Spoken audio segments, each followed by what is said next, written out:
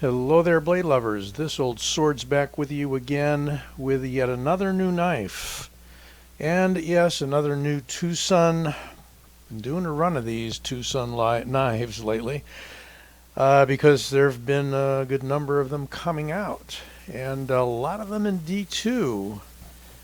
And, prices going up and D2's coming in. It's not necessarily a bad thing. I think we all tend to diss D2 because it was an earlier steel that was very prevalent amongst budget knives, and a lot of TwoSuns, a lot of the ones that I initially got years ago. But we're back to D2 again. Could be a supply thing. I'm not going to linger on talking all about it because we have a new design here by Mr. Wong of Wong Designs. And it is a front flipper. There is a very prominent front flicker. No other way really to open it. That blade does not rise high enough above the handle that you can really catch anything. It is a heavy knife. There's your front flip. It's on bearings. And it is titanium in the handle. Yep, titanium. Hardware is steel. Obviously, blade is steel. We would hope, although there's some titanium bladed knives out there. Clip is titanium. And liners are titanium, which is interesting. Now, I don't know, since that liner lock appears to be titanium, whether we have, yeah, we do have a steel insert. Let's see if I can get that in focus for you. Would help maybe to back out a bit. There we go. So yeah, there is a hardened steel insert down in there. So essentially it's a liner lock knife. There's your liner. You could call it a frame lock, but since that lock is part of the entire liner, we'll call it a liner lock. And they advertised this on White Mountain Knives as having copper scales, but in looking at them, the coloration and so forth appears to be brass, just because it doesn't have that reddish tone that you're used to seeing with copper. And it does add a lot of weight to the knife. I'm always reluctant to get knives. I sent back a few Civivis and whatnot that had either copper or brass scales on them because they weigh a ton. And we'll find out in a minute just what this weighs. But an interesting shape. Front flipper. Mr. Wong has been working overtime lately turning out karambits and Persians, and this one it's a long, slender, I don't know what you'd call it, drop point, and a very gradual, slight, almost straight, but slight curve to the edge. And they are putting the model number on the blades lately, which is great. There it is, TS372, so you know I'm not lying about the numbers. I don't know if there's a name, but if there is, you let me know. These are coming in too fast to know whether or not they got names, and obviously they don't put names on the boxes. They're nicknames. Maybe the designer gave it the name and they didn't really advertise it. Nice jimping, effective.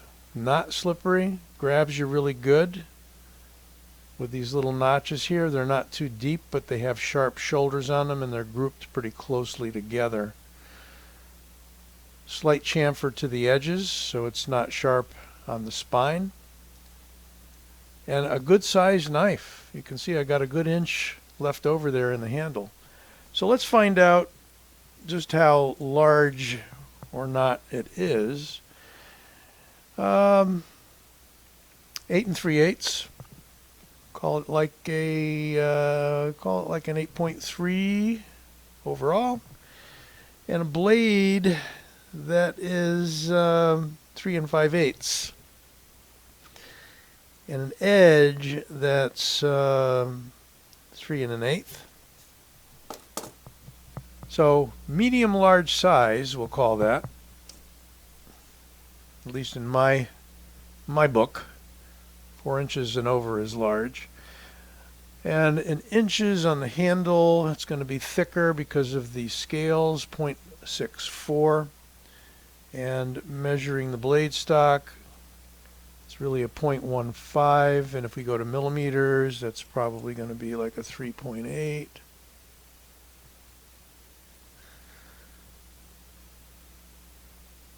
Give it a little bit of pressure. 3.8. All right. And the weight. So this will be the one I'm curious about as well, since I have not weighed this up prior to the review. So I'm learning it for the first time too. It is almost 5.5 ounces, 5.4 ounces, we'll call that. Feels heavier in the hand than that would indicate. There are knives that are over 5 ounces that don't give me this dead weight in the hand. I mean, this is going to be a little bit of a pocket sinker. Got a pretty good clip there that's mounted relatively low and does not have a whole lot of flex. Has this gone in my pocket yet? Well, I'm giving it a try right now. Yeah, it's tight. It is a tight clip. And I'm wearing a lighter weight shorts today. Heavier weight, I think it's going to be even tougher. But clips can always be adjusted. What I tend to do is slide a piece of paper under there, slide a like a putty knife that doesn't have too much flex, or a scraper underneath there. Lift gently and gradually. Keep lifting, lifting, lifting, and then check it out again and gradually adjust it. That way it's anchored down, so you don't need to use pliers on it or your fingers to bend it. And it's worked for me, you know, for a number of different kinds of clips. May not be your preferred method, but that's what I do. Okay, so there's your measurements. And it is, as I say, if we choke right up here, a good amount of handle.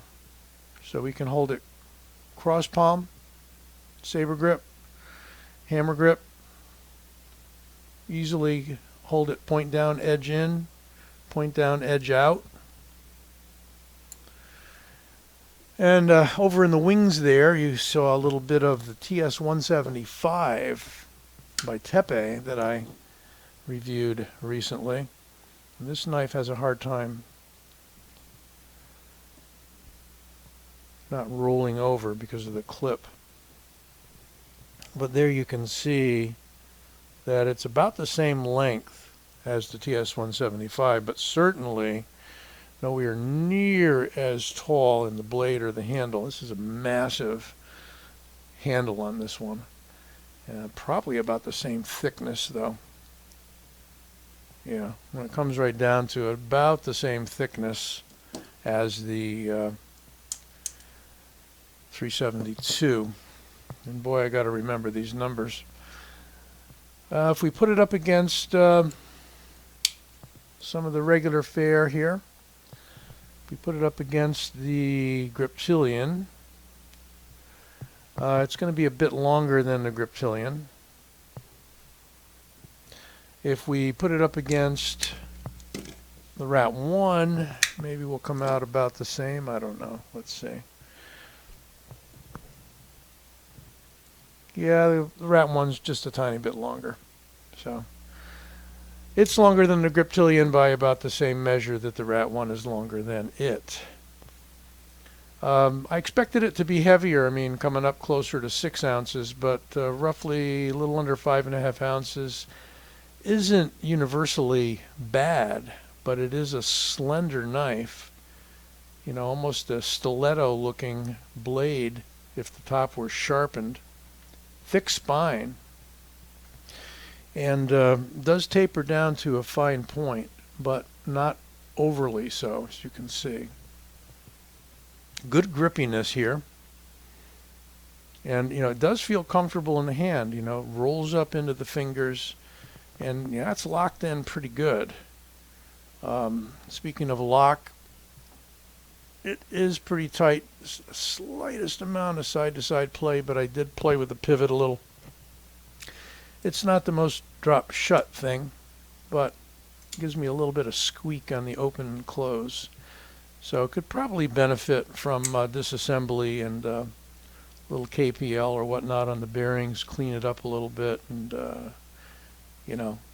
I find most TwoSun knives are very very amenable to the to adjustment when you first get them. Some of them are pretty tight when you first get them. You back out the T8 just a little bit, maybe tighten it, loosen it a few times, put a little bit of oil in there. Sometimes you don't even need to disassemble them. But kind of a different, odd one from Wong. I don't know if it's my favorite. Some of his Persians are definitely amongst my favorites. Is this a fidgety knife? If you like front flippers, yeah, could be. Only one means to open, and it's pretty positive. You could walk it out, as with most front flippers, if you want to take it out slowly and don't scare people, or you can give it a good flip. Pretty positive. No lanyard provision on this one. And did I even mention? Yeah, it's a D2. I've been skipping out mentioning, I think I mentioned it in the beginning. Yeah, D2. So there she blows. 372 by Wong Yen. Another TwoSun entry. Got it up at White Mountain Knives, and I'll put the link in the description. You can get 10% off, of course, by using my discount code OLDSWORD. Don't forget to give this video a like and subscribe. I'll be back with you soon.